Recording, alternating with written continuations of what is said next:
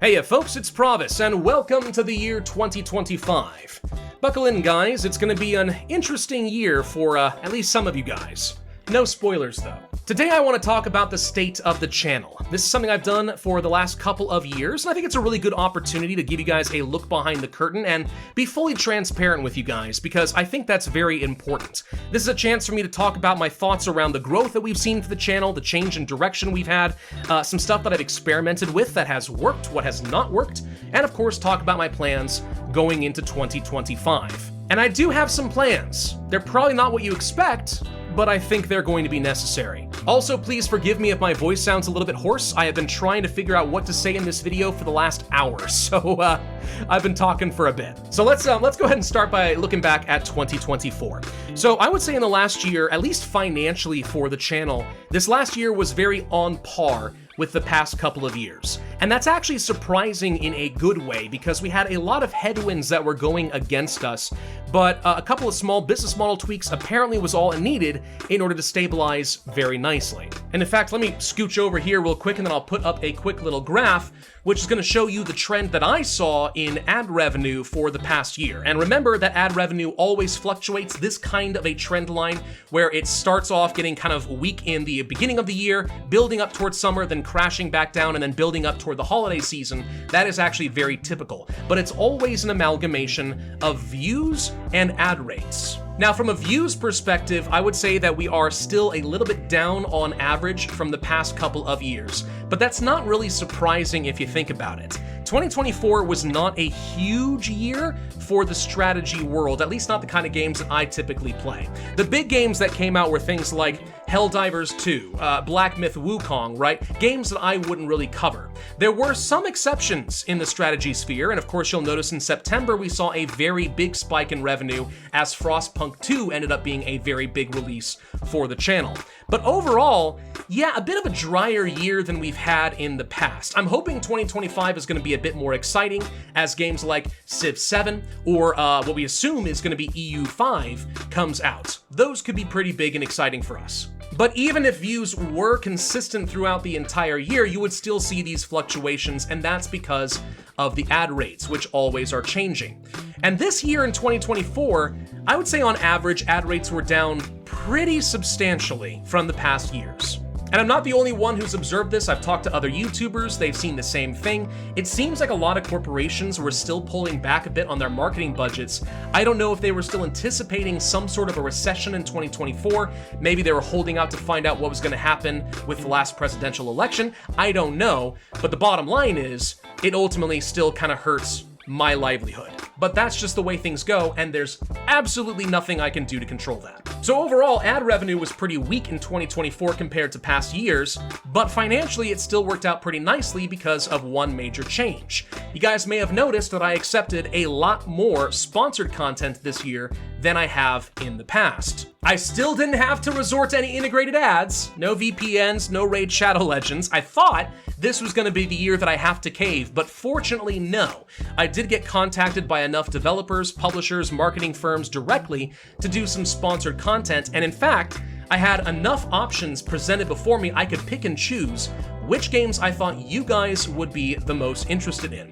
And that's always very important to me because I never want to be the sellout who just plays a game that I otherwise would never touch just to make a quick paycheck. I genuinely want to show off content that I think you guys would be excited to see and still get paid for it. It's a best of all worlds kind of situation, but so far that's kind of worked out, and I think I'm happy with that. The result though is if you overlay my sponsored revenue over my ad revenue, you'll see a very different picture for the year 2024. In fact, the sponsored content was almost equivalent to my ad revenue, which has never happened before. So because of that change, 2024 ended up very, very strong.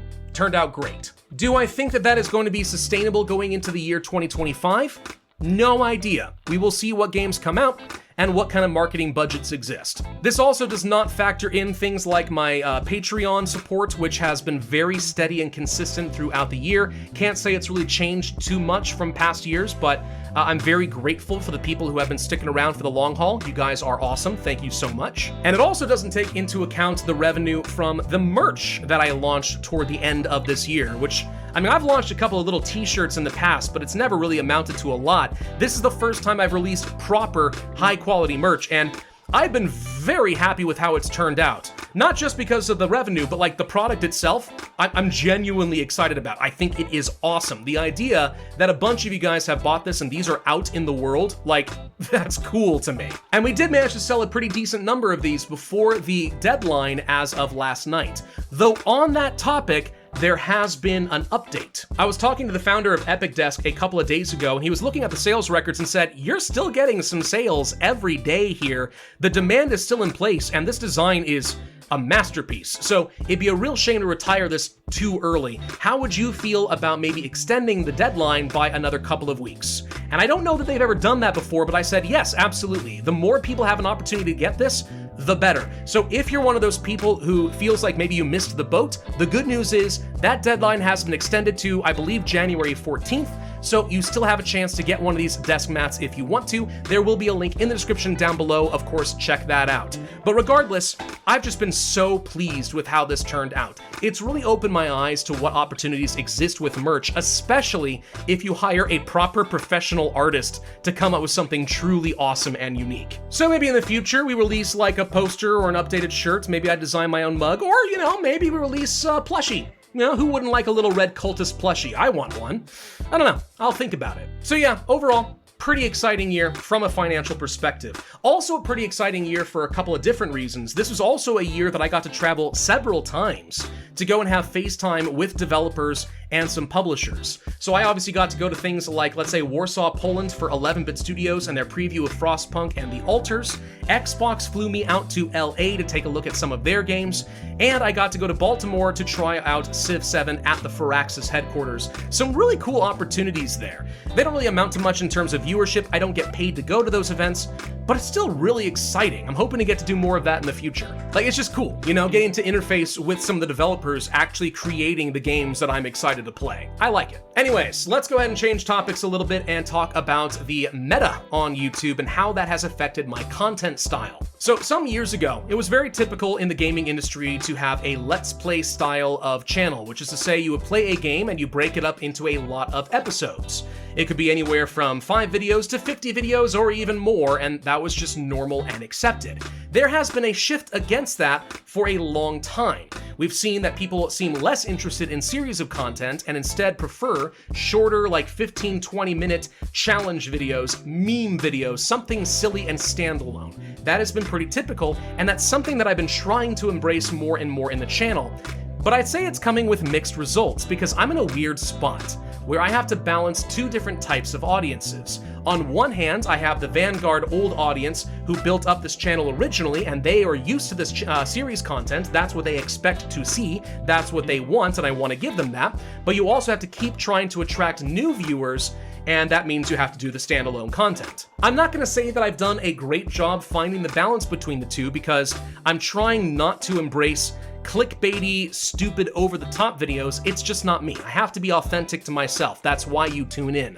But I also need to find ways to evolve, or else the channel stagnates, and that's not good. But weirdly enough, we saw another meta shift occur this year specifically, which is to say that people still want to see standalone videos, but not necessarily short ones. They want to see long videos. We're talking 45 minutes or more, sometimes 6 to 8 hours. So that's why I tried experimenting with my supercut videos, the movies, right? Taking some of my old series and stitching them all in together into one giant mega video. And they don't have to get as many views as my normal content to still perform substantially better, because watch time is the only metric that really matters on YouTube.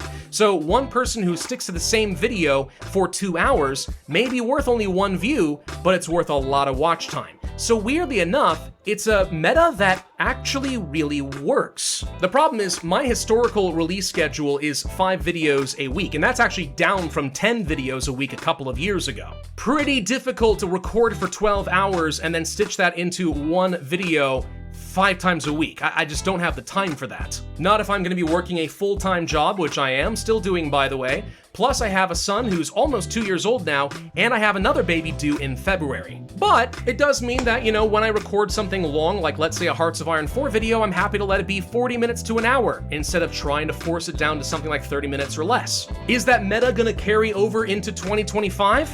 I have no idea. Believe it or not, I think it actually will have a lot to do with whether the ban on TikTok actually gets to go forward. It seems like the online audiences go to places like TikTok for a lot of short-form content, as much as YouTube would like to push their shorts, and instead they go to places like YouTube or Twitch if they want to have a long, binge-worthy session. If TikTok goes away, I don't know. Maybe YouTube Shorts actually become a thing and all the short-form audience comes back. We'll see. The point of this, though, is that because of my time constraints and because of the shifting meta, which is going against my bread and butter content, I may need to make some big changes, and this is going to lead me into talking about 2025. Something is going to have to change. I think I'm officially now at a crossroads where the status quo is not sustainable. Let me explain why. First off, I work 40 or more hours a week as an engineer, all right? And I've been working my way a little bit up the corporate ladder. I'm trying to take on more leadership and responsibilities there. I'm trying to build out my career. That is a full-time job. I also need to be a father, as I said, to one existing son and another one who will be born in just a few weeks. And on top of that, I'm trying to run my own business, which can run from anywhere from 15 to 40 hours a week of work. That's a lot. I'm just one guy. And I'm really feeling the strain of all of it right now. I mean, I've talked about it in the past, having like mental health issues around YouTube and the anxiety that goes into it. And I hate to say it's only been getting worse for a long time now. It's gotten to a point where I literally try not to look at my views on videos because it just stresses me out too much. I get almost a panic attack every time that I get direct messages on Discord, which is why I don't have it open to just anyone anymore. It's only to my select friends. And even looking at emails and getting business proposals is starting to stress me out. And all of this used to be completely fine. In fact, on top of all of that, the stress is so bad, it's starting to create some health problems for my body. I didn't talk about this before, but I literally have at least a couple of organs that are starting to really struggle for me right now, and I'm having to get some medical intervention. It's not so bad that, like, I'm in danger, but if I did not address this, yeah, I'm shortening my lifespan. I am quite literally burning the candle at both ends, and I'll burn out if I don't make some sort of a change. But it's really hard to be impartial and make an informed change if you are constantly under pressure to keep performing and producing. That's why, later this year, when my second son is born in February, I am planning on taking a sabbatical from the channel. I'm not thinking about taking off a full year. Something shorter, more manageable, like 3 months is currently the plan. But let me explain what I want to accomplish in that time, and hopefully this makes sense. First off, when my second son is born, I need to take some time off anyway, okay? I've had a baby before. It's very difficult those first few weeks. I need to support my newborn, I need to take care of my son, and I need to take care of my wife. Family always comes first. So since I'm already taking some time off, my thought is it just makes sense to extend that, and then I will have a chance to step back from YouTube and hopefully calmly, rationally assess what my options are. And the way I see it, knowing that I have a finite amount of time in a week and I can only afford to devote it to so many things, I've only got a couple of options in front of me, 3 specifically. On the drastic ends, I could quit my day job and pursue YouTube full time, which would be awesome because then I could be a stay-at-home dad and I could choose my own schedule, and that would come with a lot of flexibility. I could be with my family all the time. But there is a lot of risk that goes with that. Obviously, YouTube is variable income. It's done well enough that I can live on it for the last few years. YouTubers with far less viewership and far less subscribers than me have made it work, but it would be a pretty sizable quality of life change and a lot of insecurity for me. Plus, by leaving my employer, I would lose things like, let's say, my 401k, so my retirement becomes a problem, and more importantly, I would lose my employer health insurance, which is very, very expensive if you are self-employed. It's reasonable if you work for a corporation. It is really hard on your own. So yeah, it'd be a massive hit to our livelihood. On the other hand, I could do the extreme opposite. I could quit YouTube and I could pursue my career full time, which has the advantage of being very stable, paying well, and it has benefits.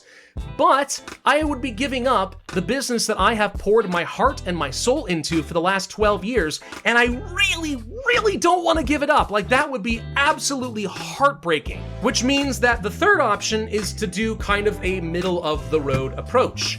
But that's what I've been doing, and it's not currently working. So I would have to figure out how to change the middle-of-the-road approach in order to have a healthy compromise that I can live with. So even within that, there's a couple of crossroads to consider.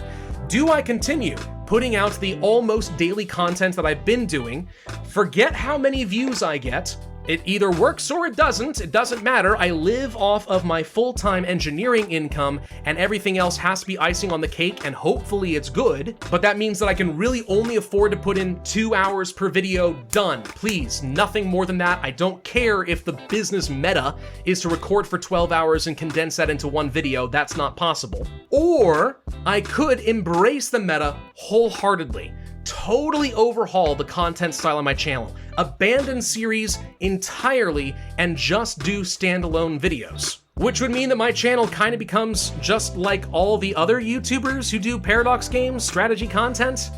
It works, is the thing, and I'd be releasing 1 or 2 videos a week, and it would take me a lot longer to produce them, but they'd hopefully be very high quality. I don't know. I don't think that there is a one-size-fits-all business strategy that will always work. It really depends a lot on you guys and what you actually will consume. And it also depends on what I enjoy making. Arguably, that's even more important. But I can't think about what I'm going to do if I'm constantly trying to push out content and working 60 to 80 hours a week while also being an engaged father. I just don't have room to breathe.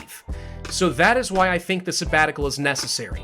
It's risky, it is going to hurt my channel in a lot of ways, but if I come back from it refreshed with a clear plan and vision, then I can pursue that wholeheartedly, and hopefully it works. This is where getting feedback from you guys is crucial because it tells me what you genuinely want to see, what kind of content, not specific games, but like what kind of content you want to watch. The problem with that is most of the people who will take this as a call to action and you'll actually engage with me, and thank you if you do, you're kind of a louder minority. It's the silent majority that drives so much of YouTube's business.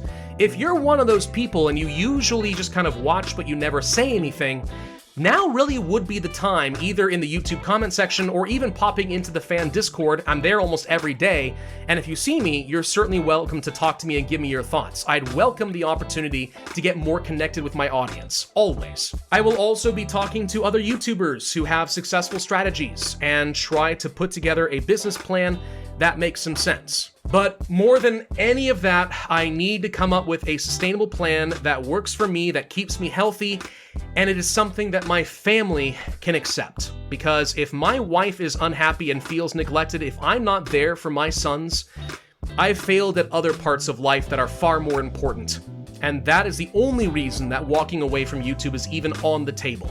Because they always have to come first. I will never apologize for that. I know you're not asking me to, but that's my attitude around it. Anyway, I could go on about this for forever, but the long story short is my plan in 2025 is to make a plan, and then I will keep you guys up to date. That's all for today's video. Hopefully that gives you guys a little bit of insight into what I observed in the last year, and hopefully it gives you guys an idea what to expect going into 2025. As always, your continued support is the main reason that this channel still remains fun for me. It's the reason that I do it. So please continue to show that support with the like button, with comments. Let me know what you guys think about my ideas going into the future, and we'll see what 2025 holds together.